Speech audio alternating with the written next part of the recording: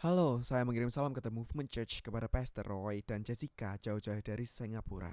Nama saya Jeremy Seward, saya adalah pastor Victory Family Center dan Pastor Roy, saya tahu dia sedang dalam pemulihan.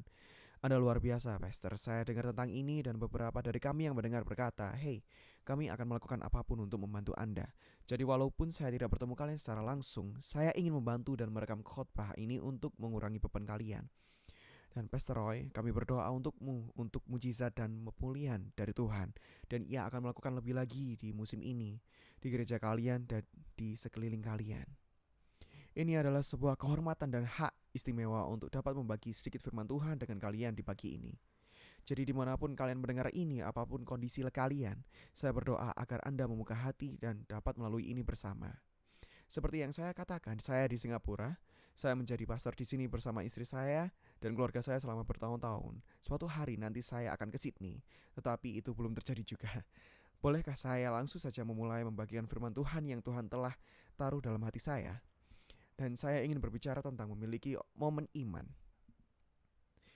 Saya ingin membahas tentang memiliki momen iman karena momen sangatlah kuat dan saya rasa di seluruh dunia sekarang lagi terasa aneh karena semua orang terjebak di rumah.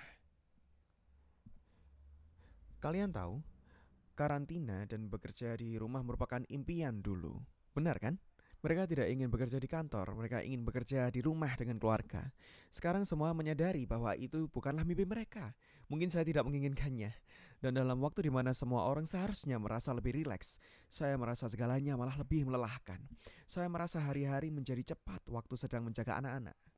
Kalau Anda memiliki anak dan berusaha untuk menyelesaikan pekerja kantor atau tugas di rumah, dan tanpa disadari, waktu berlalu cepat dalam masa-masa ini. Saya merasa dalam waktu ini kita harus membangun koneksi dengan Tuhan. Waktu ini adalah waktu yang pendek. Kita dapat berkoneksi dengan Tuhan. Kalau kita dapat mengerti tentang kekuatan dari hanya berhubungan dengan Tuhan, Efesia berkata, maksimalkanlah setiap kesempatan. Ini merupakan kesempatan dan jika Anda memaksimalkannya, ini dapat mentransformasi hidup Anda. Ini adalah doa dan kepercayaan saya dan semoga Anda diberkati oleh itu. Itu adalah keyakinan kukuh saya bahwa semuanya dapat berubah dalam sekejap. Segalanya dapat berubah dalam sekejap.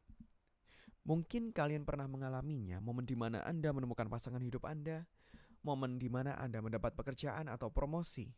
Segalanya dapat berubah dalam sekejap. Anda dapat memiliki momen di mana anggota keluarga Anda mendapat berita buruk dari dokter, dan dokter berkata, ini diagnosanya, dan segalanya berubah dalam sekejap. Dan bagi ini saya berpikir bahwa segalanya dapat berubah dalam momen iman. Segalanya dapat berubah jika kita meletakkan iman kepada Tuhan. Momen di dalam hidup ini, waktu di mana kita memiliki 24 jam tersebut, ini adalah momen yang setiap harinya sangatlah berharga. Waktu ini sangatlah berharga. Saya tidak akan mendapatkannya kembali dan ini berharga karena saya dapat menyia-nyiakan momen-momen ini melalui Netflix, YouTube, dan Anda memulai dengan mencoba untuk melakukan proyek DIY.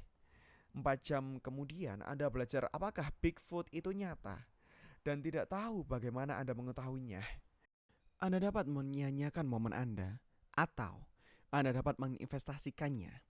Anda dapat melakukan sesuatu yang penting, dapat menyemangati seseorang, memberi waktu untuk keluarga, waktu untuk berdoa dan berkoneksi dengan Tuhan. Dan dalam sebuah momen, Anda dapat menggunakan waktu yang sedikit itu untuk melihat sesuatu yang kuat dalam hidup Anda. Sekarang, saya ingin membaca cerita dalam Alkitab mengenai seseorang laki-laki yang memiliki iman dan seberapa kuat momen dalam iman itu. Dan apa yang saya inginkan terjadi hari ini, waktu ini adalah supaya ini menjadi momen iman bagi banyak dari kita. Jadi Markus pasal 9 menceritakan ini.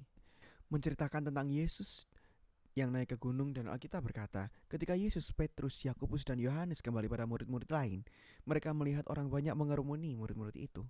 Dan beberapa ahli Taurat sedang mempersoalkan sesuatu dengan mereka.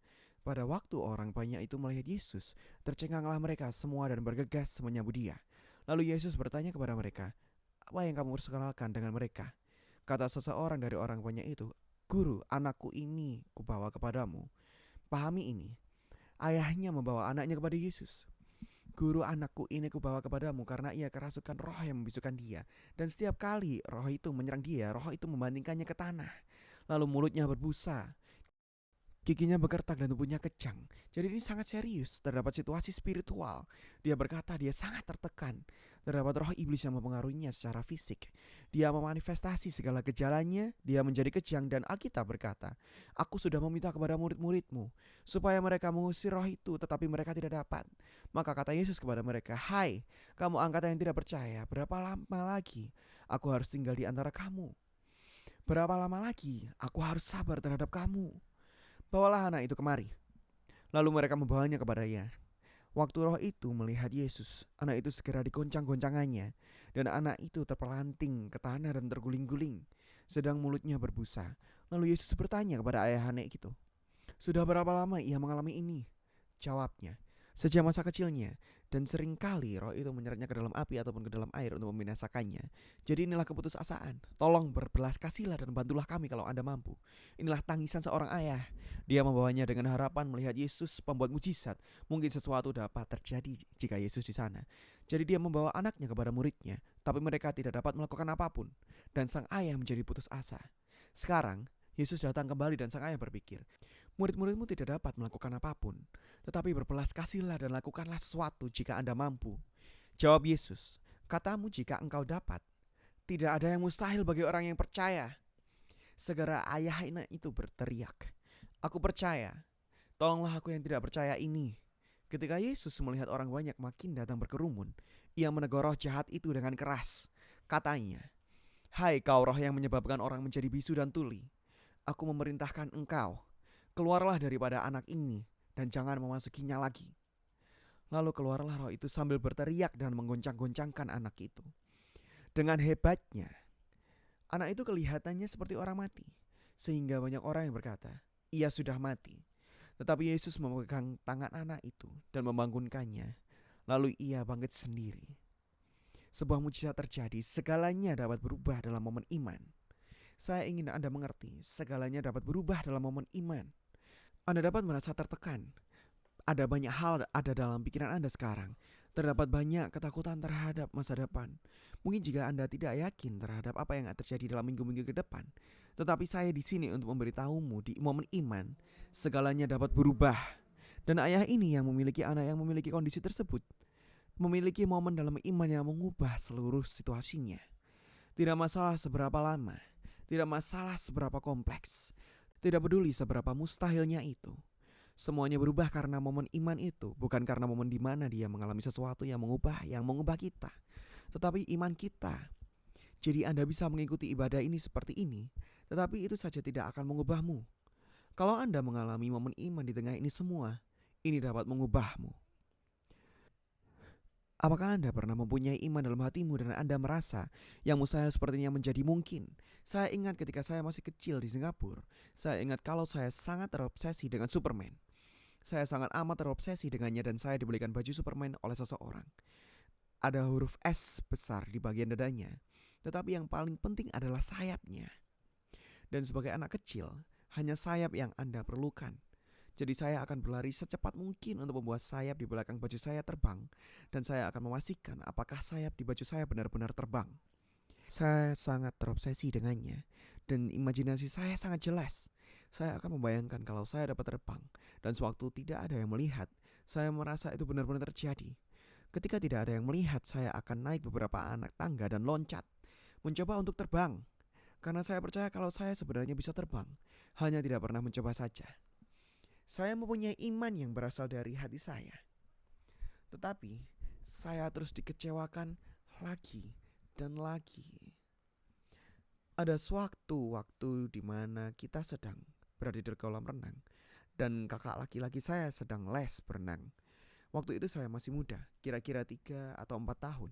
Saya tidak tahu caranya berenang dan ibu saya sedang duduk di pinggir kolam. Saya sedang berlari-lari dan kakak saya lagi berada di kolam. Saya tidak tahu apa yang terjadi. Tetapi ketika saya melihat ke kolam dan melihat refleksi baju saya, ada huruf S di dada saya. Saya melihat sayap saya dan saya berpikir saya pasti bisa melakukannya.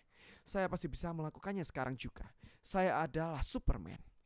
Jadi saya mulai berlari dan berkata pada ibu saya, "Ibu, lihat." Lalu saya berlari dan mencoba untuk terbang melalui kolam itu. Namun ternyata saya tidak dapat terbang. Dan di momen itu semua harapan saya sirna. Tetapi saya punya momen di mana saya percaya saya mampu melakukannya. Momen itu tidak dapat mengubah saya, tetapi momen itu mengubah ibu saya selamanya. Dia sangat ketakutan, sangat marah dan turun menyelamatkan saya. Tetapi sebagai anak kecil, pernahkah kalian ingat momen di mana kalian merasa semuanya mungkin terjadi? Dengarkanlah, ceritanya tidak berakhir baik untuk saya. Tetapi di momen itu sekarang pun saya masih mempunyai momen iman yang sangat transformasional dalam hidup saya. Saya ingat waktu ketika saya sedang membangun gereja di negara lain dan saya membantu gereja ini. Kita telah merencanakan tempat di mana kita akan beribadah.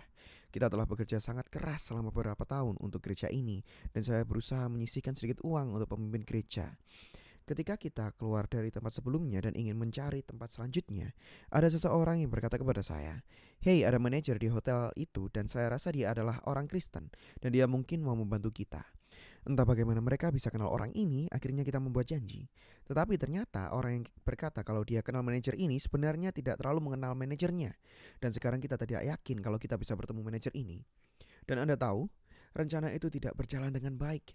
Pada akhirnya kita dapat bertemu dengan seseorang yang bukan manajer itu, tetapi orang lain. Dan ketika kita akan bertemu dengan orang ini, Anda harus tahu, saya tidak pernah bernegosiasi seperti ini. Saya tidak pernah bernegosiasi untuk sebuah kontrak. Dan saya masih muda ketika itu dan saya berkata ke salah satu pemimpin gereja itu, saya berkata, "Hey, menurut kalian berapa harga sewa yang akan orang ini berikan? Kesepakatan apa yang menurut kalian bisa kita dapatkan?" Lalu dia berkata, "Saya tidak tahu, saya tidak yakin." Dan saya berpikir sesuatu yang konyol. Tapi saya yakin, ini adalah hotel yang bagus di negara yang tidak akan saya sebutkan namanya. Tetapi tiba-tiba saja saya berkata, "Apakah menurut Anda kita akan mendapatkan tempat ini? Apakah kita dapat mendapatkan tempat ini dengan 40 sampai 50 dolar per minggu? Oke, tempat ini untuk 100 sampai 200 orang di hotel. Apakah kita dapat mendapatkannya dengan harga 40-50 dolar per minggu?"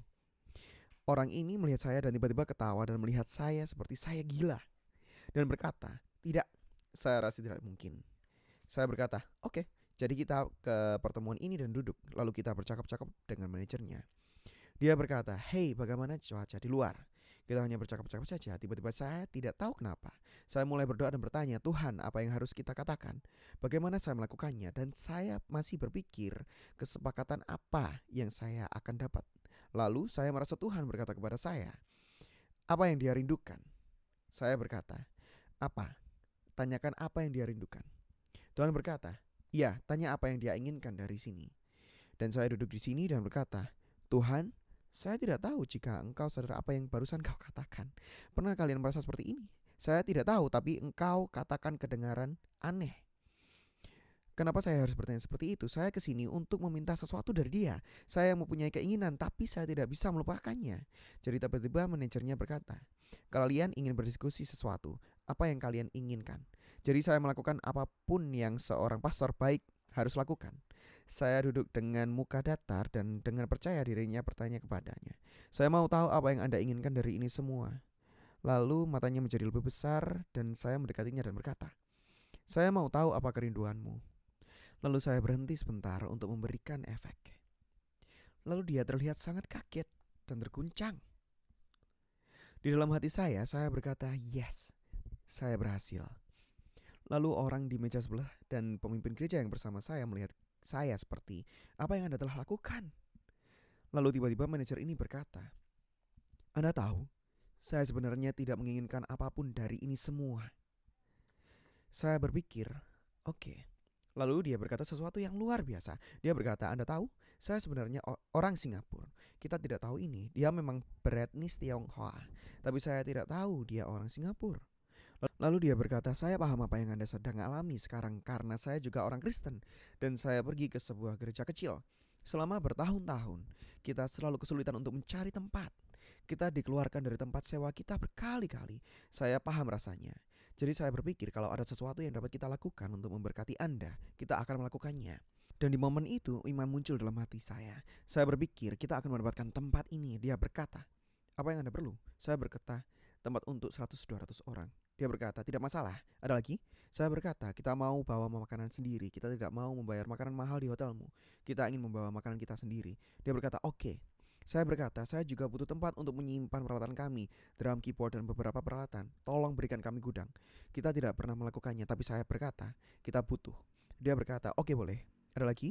Saya bilang, ya satu lagi. Saya ingin tahu apa Anda bisa melakukannya dengan $50 per minggu. Matanya menjadi lebih besar dan berkata, oke, kita akan mengabarimu. 1 minggu kemudian, manajer ini mengabari kita, dan kita konfirmasi dan tanda tangan kontrak $50 per minggu untuk tempat ini. Sebuah momen iman mengubah segalanya. Faktanya, Alkitab berkata Tuhan mencari iman. Apa yang Tuhan cari dari hidupmu hari ini, saudara-saudara?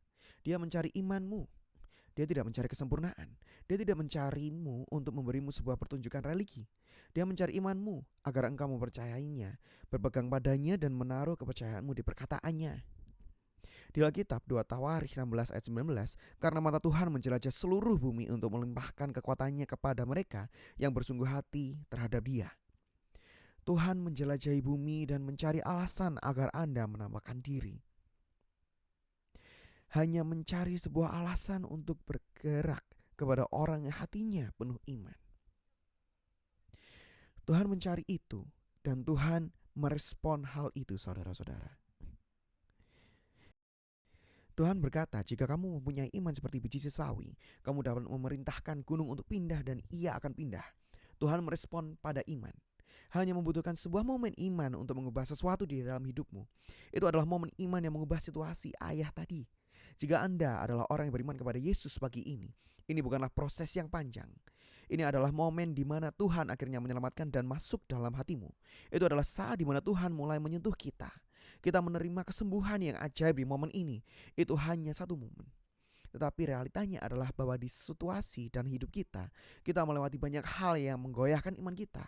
Ada pertarungan di dalam iman kita dan iman bukanlah mengabaikan masalah yang Anda sedang hadapi. Ayah ini, dia menggerakkan hatinya untuk percaya. Meskipun selama bertahun-tahun sejak kecil, putranya menderita penyakit ini, dia membawanya kepada Yesus. Saya pikir banyak pelajar yang setuju bahwa selama hidupnya Yesus bukanlah orang pertama di mana dia membawa putranya, bukan?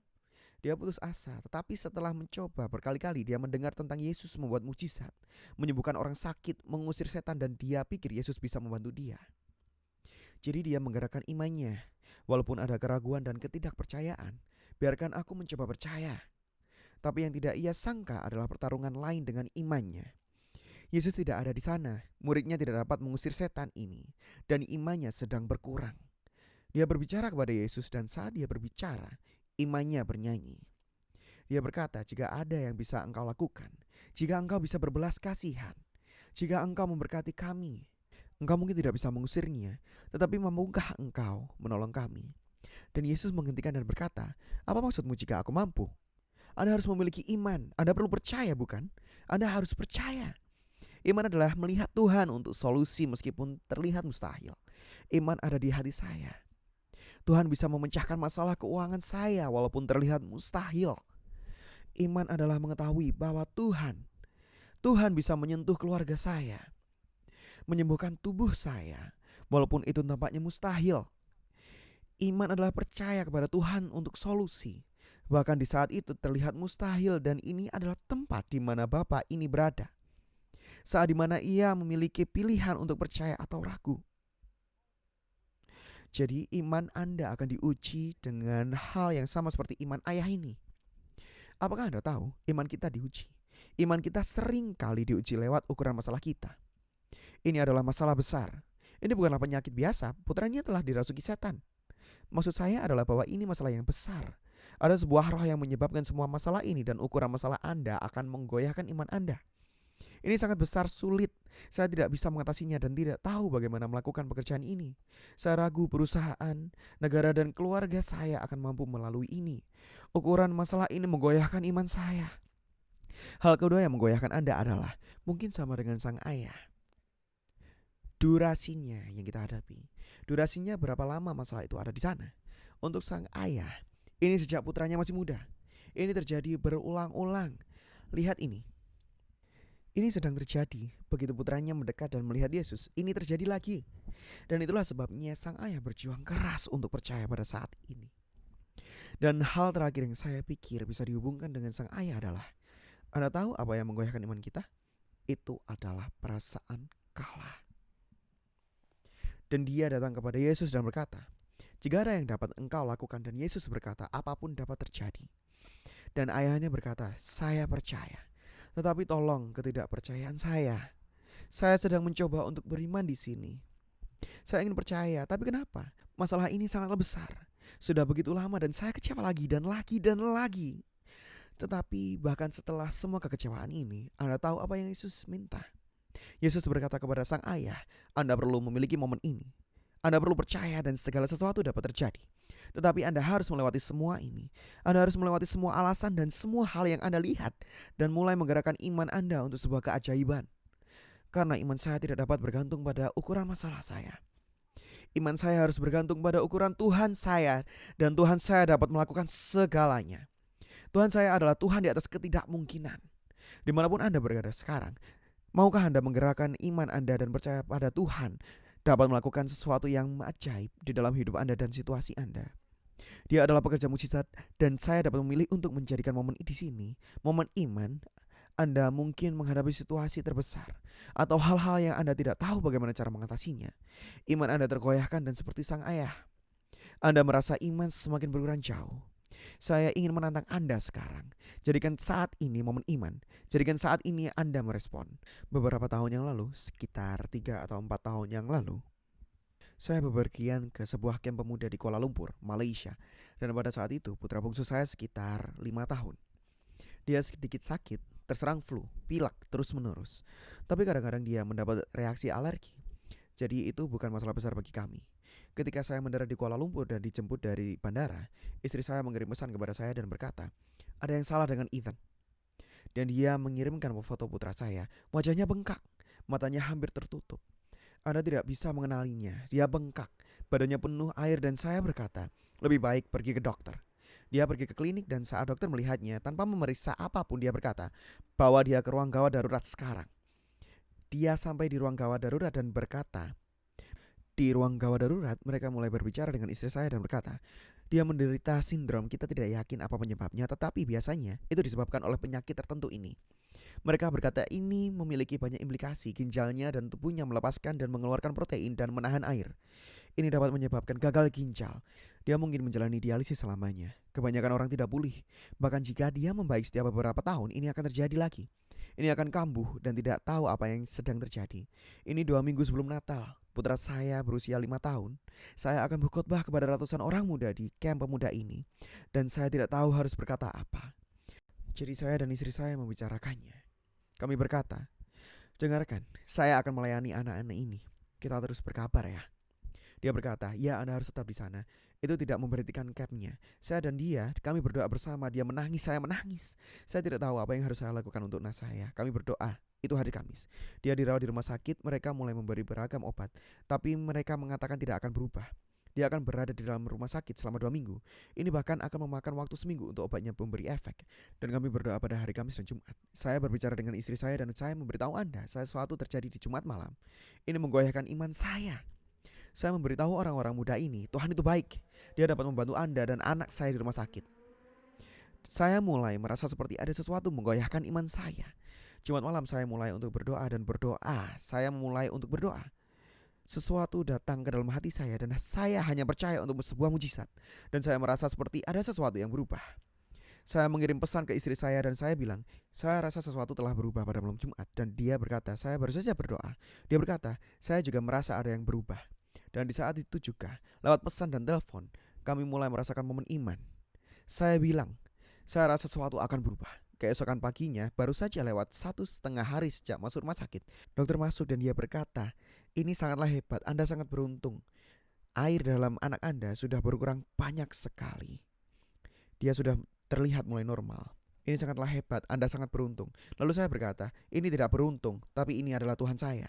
Anda boleh keluar besok." Saya berkata, "Itulah yang akan terjadi. Saya menyelesaikan camp, saya terbang kembali minggu pagi dan berkhotbah di gereja saya. Jangan tanya saya, itu adalah musim yang gila." Dan ketika saya berkhotbah, istri saya mengirimkan saya pesan. Dia berkata, kita keluar dari rumah sakit sekarang. Kita percaya untuk pemulihan total untuk anak saya. Kita harus membawanya ke dokter setiap saat dalam bulan itu. Dan setelah 1 bulan ini, saya rasa ini sangat bodoh. Anak saya sudah sembuh total. 3 tahun kemudian sakitnya tidak pernah kambuh. Sejak saat momen iman itu, dia telah sembuh total dan semua berubah di hidupnya. Saya tahu bagaimana mengalami sesuatu yang menggoyahkan Anda. Tapi ketika Anda memiliki momen iman, semua akan mulai berubah. Dan hari ini Anda boleh memasuki momen iman itu. Anda boleh masuk dalam momen iman ini. Dan saya ingin menantang Anda sebagai penutup. Hanya dengan 3 hal yang ayah ini lakukan. Yang pertama, Anda perlu membawa masalah ini ke Tuhan Yesus. Anda perlu membawa masalah Anda ke Tuhan Yesus. Apa yang ayah ini lakukan dengan sangat baik adalah dia tidak mencoba untuk menyelesaikan masalahnya sendiri. Dia tidak hanya mengeluh tentang itu atau mengetweetnya atau mengepostnya ke Facebook. Dia membawa masalah dia ke Tuhan Yesus. Dia berkata, Tuhan Yesus, Kau adalah solusinya. Dan hari ini apapun yang sedang Anda hadapi, apapun yang Anda lalui, maukah Anda memilih untuk berkata, saya membawa masalah saya kepadamu. Tuhan, Engkau satu-satunya, tidak ada yang mustahil bagi Engkau. Saya membawa ini kepadamu. Bawalah semua masalahmu ke Yesus. Lalu hal kedua sangatlah penting. Anda perlu membuang keraguanmu. Selalu saja ada pikiran kecil di dalam hati kita. Bagaimana jika itu tidak bekerja? Bagaimana jika itu tidak terjadi? Bagaimana jika ini tidak mungkin? Bagaimana jika ini tidak berhasil? Tidak, dengarkan. Saya ingin menantang Anda untuk membuang keraguan Anda. Bawa masalah Anda ke Yesus, lemparkan keraguanmu dan percaya penuhlah pada mujizat. Masuklah ke momen iman ini, percaya akan sesuatu yang lebih dari biasanya. Miliki momen ini di mana Anda berkata, Tuhan, jika Kau bersabda, semua akan berubah. Tuhan, Kau bisa melakukan apapun. Saya percaya padamu. Dalam situasi ini, dalam momen ini, semua bisa berubah. Dan hari ini saya ingin berdoa untuk setiap orang yang mendengarkan ini hari ini, bahwa Anda akan memiliki iman seperti itu. Dan Anda akan masuk ke dalam musim mujizat dimanapun Anda mendengarkan, dimanapun Anda menonton. Maukah Anda melakukan ini, saudara-saudara? Tutuplah mata Anda sejenak dan angkatlah tangan ke Tuhan sebagai tanda untuk mengungkapkan bahwa Anda menerima sesuatu. Bapa, pada saat ini saya berdoa dalam nama Tuhan Yesus, saya berdoa agar mujizat terlepaskan di sini. Bangkitkan iman kami, biarkan keraguan dan ketidakpercayaan kami ini pergi. Bapa, tidak ada yang mustahil bagimu. Jadi saya berdoa sekarang untuk segala situasi yang menggoyahkan iman kita, untuk segala kondisi yang terlihat. Hal tersebut mencoba untuk memberitahu kita bahwa itu mustahil. Tuhan, hari ini kita mengimani dan berkata tidak ada yang mustahil bagimu. Engkaulah pembuat mujizat. Engkaulah penyembuh. Tuhan, Engkaulah sang penyedia. Tidak ada hal yang melebihi kekuatan. Dan saya berdoa sekarang untuk setiap orang yang butuh mujizat agar mujizat terlepaskan. Biarkan iman untuk datang di saat ada kekhawatiran, keraguan, keputusasaan dan ketakutan. Tuhan, biarkan segalanya menjadi baru hari ini. Tuhan, biarkan ada sebuah penerobosan dan biarkan penerobosan itu terjadi sekarang. Dalam nama Tuhan Yesus kami berdoa. Amin. Amin. Hai, dengarkan. Tuhan memberkati Anda. Terima kasih untuk kesempatan berbagi dengan Anda hari ini. Saya berdoa untuk Anda. Pastor Roy, saya berdoa untuk Anda dan percayalah hari terbaik ada di depanmu.